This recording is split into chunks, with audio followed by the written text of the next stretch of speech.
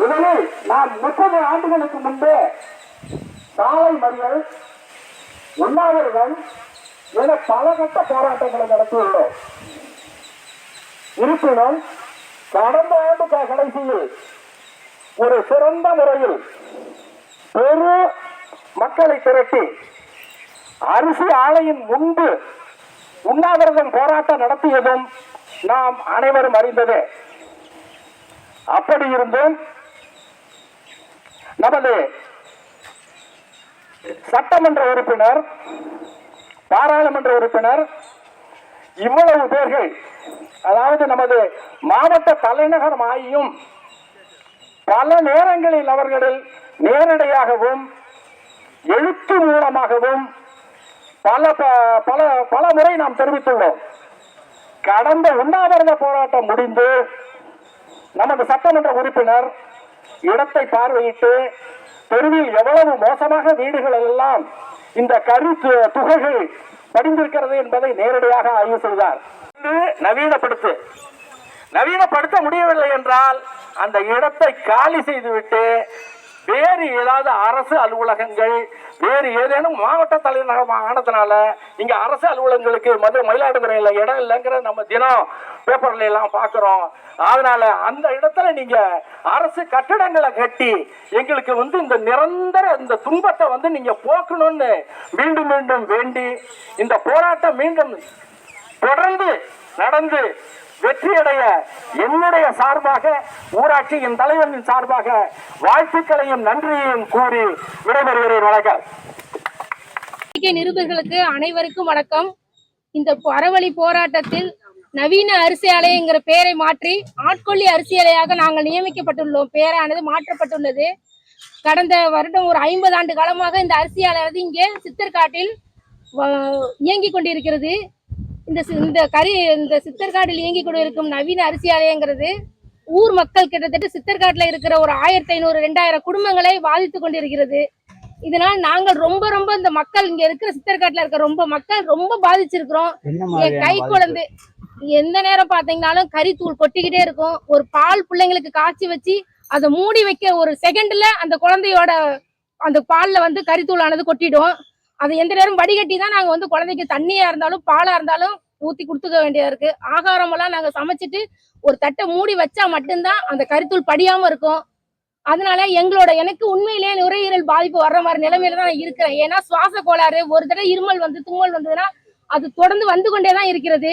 இங்க நிறைய பாதிக்கப்பட்ட நோயாளிகளும் இருக்கிறாங்க. இந்த ஏரியாவுல அவங்க எல்லாம் வீட்டுல இருக்கிறாங்க. இந்த கூட்டத்துக்கு அறப்போராட்டத்துக்கு வர இயலாதவங்க நிறைய பேர் வீட்டுல இருக்கிறாங்க.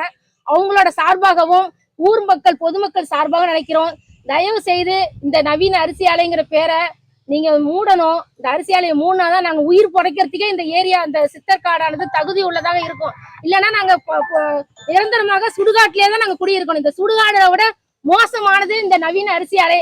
அதை தயவு செய்து அரசாங்கத்தை நாங்க வேண்டி விரும்பி கேட்டுக்கொள்கிறோம். இதை மூடுறதுக்கு எங்களோட உயிரை காவந்து பண்ணி கொடுங்க. அப்பதான் நாங்களே எங்க குடும்பமும் வருகின்ற ஜெனரேஷனும் நல்ல மக்கள் வாழ முடியும். இதற்கு கோர்ட்டு தீர்ப்பு ஏற்கனவே வழங்கி உள்ளது இந்த ஆலையை மூடணும்னு. ஆனா அதை எதிர்த்து மறுபடியும் இந்த ஆலையானது இயங்கிக் கொண்டிருக்கிறது. பொதுமக்களை கொஞ்சம் கூட மதிக்காமல் அலட்சியப்படுத்தி இந்த நவீன அரிசி ஆலையானது இயங்கிக் கொண்டிருக்கிறது. இதை அரசாங்கம் தான் முன்னின்று எடுத்து நடத்தி எங்களுக்கு ஒரு நல்ல வழி காட்டணும். தீர்வு கிடைக்கும் வரை நாங்க போராட்டத்தை நிறுத்த மாட்டோம். 50 வருஷம் தாண்டி போராட்டம் நடந்துட்டு இருக்கு.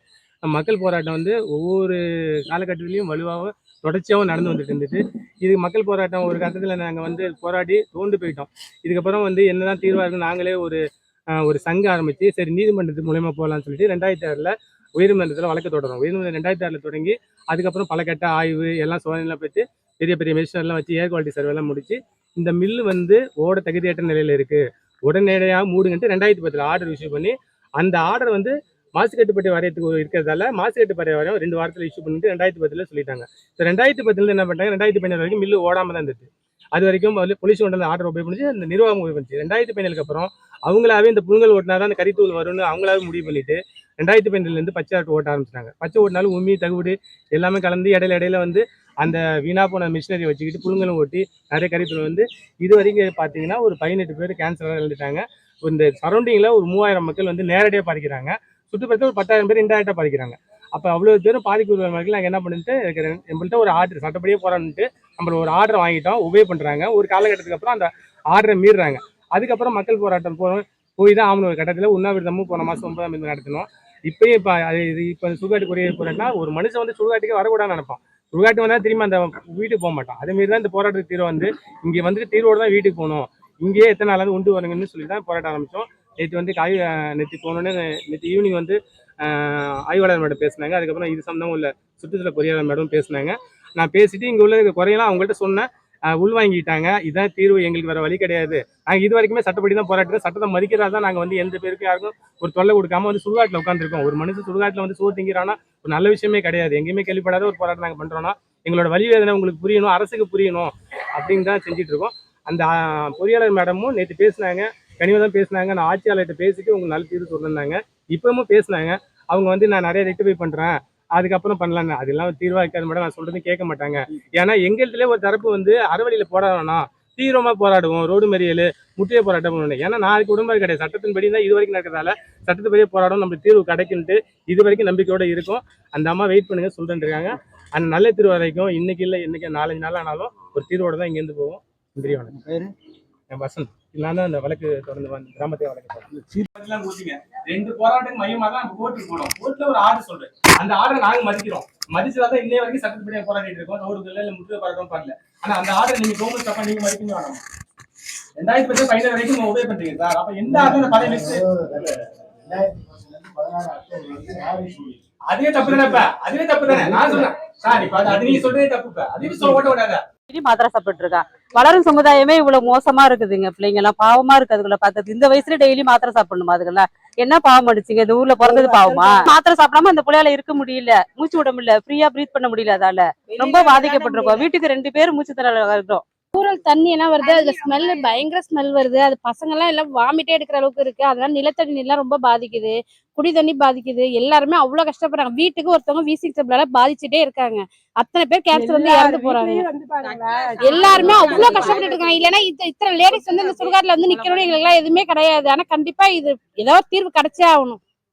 நாங்களும் போராடிக்கிட்டே இருக்கோம். அப்பா போராடி, தாத்தா போராடி, இப்ப பிள்ளைங்களும் போராடி, எங்க பிள்ளைங்களும் போராடுற காலம் வந்துகிட்டே இருக்கு. பேர பிள்ளைங்களும் வந்துரும் போதுக்கு. இன்னும் எங்க பிள்ளைங்களுக்கு கல்யாணம் ஆகல. எவ்வளவு காலம் போராடுறதுன்னே தெரியல. கேட்டா கவர்மெண்ட்ங்கிறாங்க. மக்களுக்காக கவர்மெண்ட். ஆனா கவர்மெண்ட் சொல்றத நாங்க கேட்டுக்கிட்டே தான் இருக்கோம். தோசைங்கிறாங்க. 6 மாசம் இருக்கும், கறி வராது, திருப்பி ஆரம்பிச்சிரும். பண்டு வரும், கறி வரும், எல்லாமே வரும். என்ன பண்றதுன்னே தெரியாது. அந்த நாத்தம் ஒண்ணு வரும் பாருங்க, அந்த தண்ணி ஊற வச்சு அவிக்கிறது, அது வந்து சாப்பிடவே முடியாது, அக்கம் பக்கம் இருக்கவே முடியாது.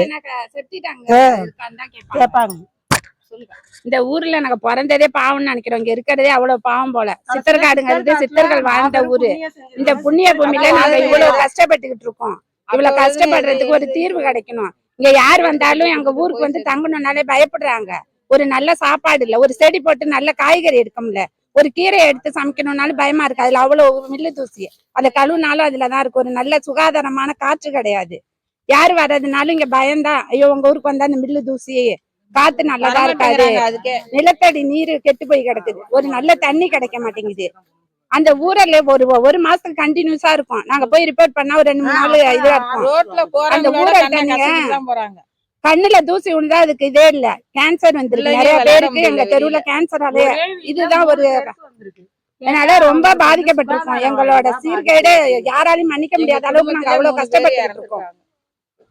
ஏன்னா எங்களுக்கு தெரிஞ்ச எங்க தெருவுல 3/4 பேர் நீங்க வந்து பாருங்க, டாக்டர் ரிப்போர்ட்டும் வச்சிருக்கோம். எல்லாம் கேன்சரால இறந்தவங்க தான்.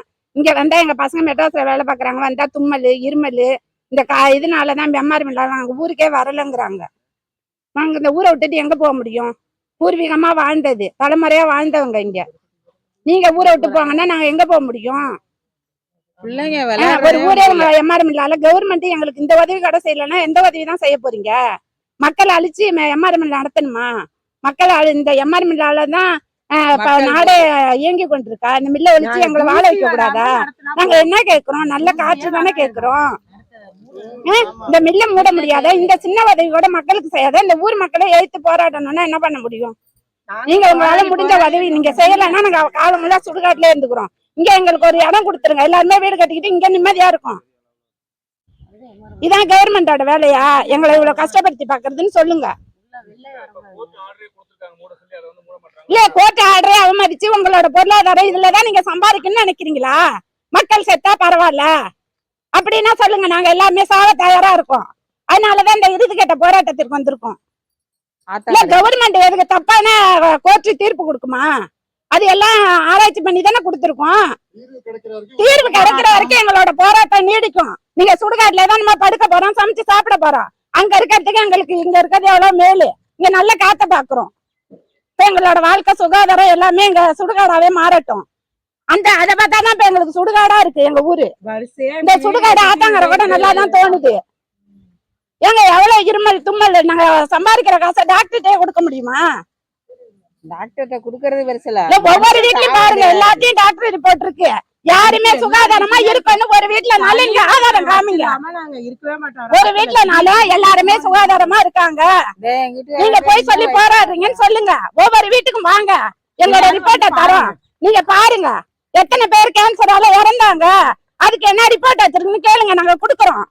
நாங்க போய் சொல்லி இந்த மாதிரி போராடணும் எங்களுக்கு தேவையே இல்ல. நாங்க பாதிக்கப்பட்ட நாங்க உடனே கொடுக்குறீங்க. அந்த தூசியால எங்க சமுதாயமே அழிஞ்சுகிட்டு இருக்கு. இதுக்கு நீங்க ஈடு ஒண்ணுமே சாராயம் குடிச்சிட்டு எங்களை சாப்பிடுறீங்களா? அப்படின்னு தான் கொடுப்பீங்க. இந்த தூசினால பாதிக்கப்பட்ட இந்த மில்ல எடுத்தா உங்களுக்கு எத்தனை கோடி லாஸ் ஆகும்? இல்ல இந்த எம்ஆர் மில்ல எடுத்தா உங்களுக்கு எத்தனை கோடி லாஸ் ஆகும்? கவர்மெண்ட் வந்து இந்த சித்தாயத்து மக்களை அழிச்சுதான் வாழ்வோம் அப்படின்னு சொன்னீங்கன்னா சொல்லுங்க. பிள்ளைங்க வந்து வெளியில இல்ல பரம்பரையா செத்துக்கிட்டு இருக்காங்க. அப்ப வந்து மக்களுக்கு விழிப்புணர்வு இல்ல. இப்ப விழிப்புணர்வு டாக்டர்கிட்ட போனா கேக்குறாரு, உங்க பக்கத்துல ஏதாவது தூசி படிக்கிற மாதிரி ஏதாவது இருக்கான்னு டாக்டர் கேக்குறாரு. நாங்க எங்க சீக்க சொல்ல வேணாம். ஏமா உங்க சீக்குக்கு நீங்க வேற எங்கேயாவது போய் குடியிருக்காங்கிறாங்க. சொந்த வீட்டை போட்டு நாங்க வாடகைக்கு கொடுத்து வழி இல்லாத வாடகை கொடுக்க விட எங்களுக்கு வழி இல்லாதவங்க எத்தனை குடும்பம் இருக்கும். எங்களுக்கு சரியான தீர்வு கிடைக்கும் வர நாங்க போராடுறோம். அவ்வளவுதான். எங்களோட போராட்டம் நீடிக்கும். இதுல எந்த இதுவும் கிடையாது. ஒத்தனை தலைமுறையா கஷ்டப்பட்டுக்கிட்டு இருக்கோம். எங்க மாமனாரு அவங்களுக்கு எல்லாருமே போராடி இருக்காங்க. அதுக்குள்ள பொறுப்பெல்லாம் எங்கள்கிட்ட இருக்கு. ஒரு சத்தம் ஒண்ணு கேட்கும்.